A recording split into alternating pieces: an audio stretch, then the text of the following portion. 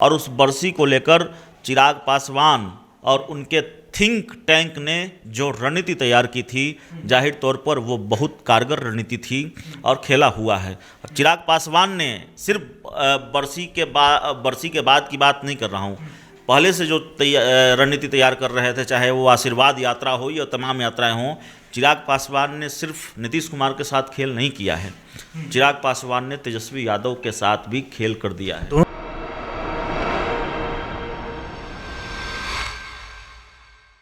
नमस्कार, आप देख रहे हैं डीटीवी भारत और मैं हूं आपके साथ ऋतिक।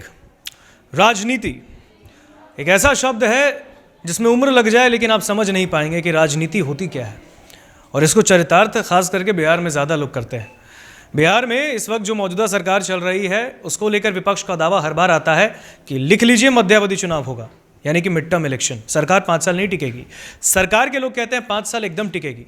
अब ऐसे में चिराग पासवान बिहार में है, पटना में है, बरखी उनके पिता की समाप्त हुई, उसके बाद भी एक्टिव हैं। चिराग पासवान के यहाँ होने से बिहार में जो सियासत चल रही थी, सत्ता पक्ष और विपक्ष, वो अब घूम रहा है। घूमने के लिए क्या हो रहा है, इसके लिए हमारे साथ हमारे सहयोगी अभिषेक हैं। वो समझाएंगे कि आखिरकार ये पूरा समीकरण क्या है, क्या कुछ उलटफेर राजनीति में चल रही है, चिराग पासवान क्या कुछ कर रहे हैं, इस पर बात करेंगे। अभिषेक हमारे साथ हैं। अभिषेक, बिना वक्त गवाए पहला सवाल, चिराग पासवान के होने से सत्ता पक्ष और विपक्ष दोनों को क्या टेंशन है?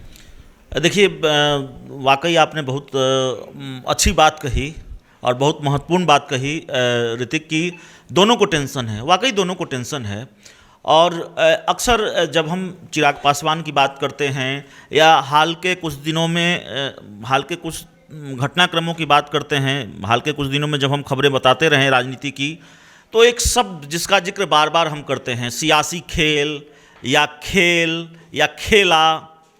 दरअसल चिराग पासवान ने ये किया है। सियासी खेल कह लें या खेल कह लें, चिराग पासवान ने ये किया है। और हम अब तक ये बताते रहे कि ये खेल नीतीश कुमार के साथ कर दिया चिराग पासवान ने, बरसी के बहाने चिराग पासवान ने बड़ा खेल कर दिया। हालांकि बरसी को किसी खेल से हम जोड़े ये ठीक नहीं लगता, लेकिन राजनीति से अलग कुछ नहीं होता, ये हम बार बार भी कहते हैं। तो उनके पिता और लोक जनशक्ति पार्टी के संस्थापक रामविलास पासवान की बरसी थी, और बरसी को जिस तरीके से बरसी का आयोजन हुआ, उसमें जिस तरीके से लोगों की उपस्थिति रही, और उस बरसी को लेकर चिराग पासवान और उनके थिंक टैंक ने जो रणनीति तैयार की थी, जाहिर तौर पर वो बहुत कारगर रणनीति थी और खेला हुआ है। चिराग पासवान ने सिर्फ बरसी के बाद की बात नहीं कर रहा हूँ, पहले से जो रणनीति तैयार कर रहे थे, चाहे वो आशीर्वाद यात्रा हो या तमाम यात्राएं हों, चिराग पासवान ने सिर्फ नीतीश कुमार के साथ खेल नहीं किया है, चिराग पासवान ने तेजस्वी यादव के साथ भी खेल कर दिया है। दोनों तो भाई लगते हैं ना? बिल्कुल, दोनों भाई हैं, लेकिन बहुत खूबसूरती के साथ चिराग ने, आप देखिए बिहार में लड़ाई, बिहार की जो सियासी लड़ाई है, पक्ष और विपक्ष के बीच की जो लड़ाई है, वो लड़ाई क्या थी पहले और क्या आप कैसे देखते थे? वो लड़ाई थी तेजस्वी बनाम नीतीश की, जेडीयू बनाम तेजस्वी यादव की। आम तौर पर जो भीषण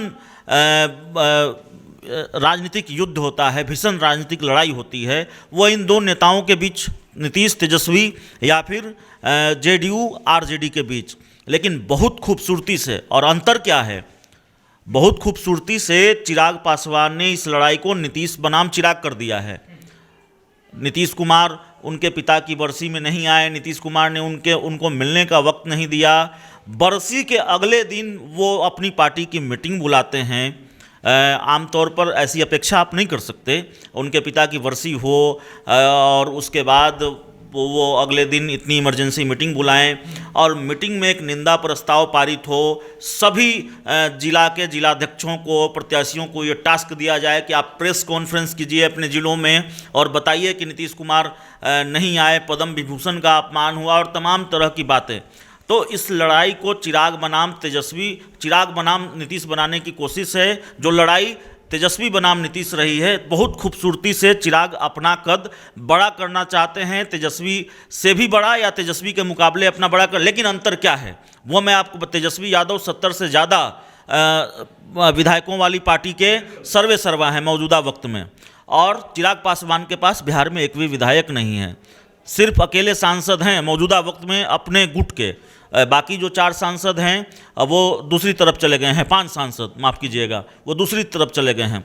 बावजूद इसके चिराग पासवान इस लड़ाई को बनाते हुए नजर आ रहे हैं, चिराग बनाम नीतीश। तो ये खेल एक तरह से तेजस्वी यादव के साथ भी कि हम आपके कद के बराबर हैं, भविष्य में अगर कोई डील करने की बात आई, भविष्य में कोई दोस्ती की बात आई तो डील उसी हिसाब से होगी, दोस्ती उसी हिसाब से होगी, समझौता उसी हिसाब से होगा। और इधर बीजेपी तो सरेंडर है ही। हाल के दिनों में जिस तरीके से आपने देखा चिराग पासवान का कद बढ़ता हुआ दिख रहा है, आशीर्वाद यात्रा के बहाने या बरसी के बहाने। बिल्कुल, तो अभिषेक तमाम जानकारी हमें दे रहे थे। तो आप देख सकते हैं कि चिराग पासवान इस वक्त जो राजनीति कर रहे हैं वो अब कहीं ना कहीं तेजस्वी और नीतीश जो बनाम चल रही थी वो अब चिराग और नीतीश बनाम हो चुकी है। हालांकि जब नीतीश कुमार उनके पिता की बरसी में नहीं आए तो चिराग पासवान नाराज़ भी हुए, खफा भी हुए। अगले दिन का वीडियो आप सबने देखा, नीतीश कुमार के विरुद्ध नारे लगे थे। तो नीतीश कुमार के खिलाफ किस तरीके से अपना एजेंडा तय कर रहे हैं चिराग पासवान, हमारे सहयोगी अभिषेक ने बताया। तो राजनीति, जैसा कि हमने शुरू में कह दिया था, आप समझ नहीं पाएंगे, राजनीति को कोई नहीं समझ पाया है और इसे कोई समझ भी नहीं पाएगा। लेकिन जो हालात इस वक्त चल रहे हैं राजनीति के, समझने का खेल है, आप भी समझिए। फिलहाल हमें दीजिए इजाजत, देखते रहिए DTV भारत। नमस्कार।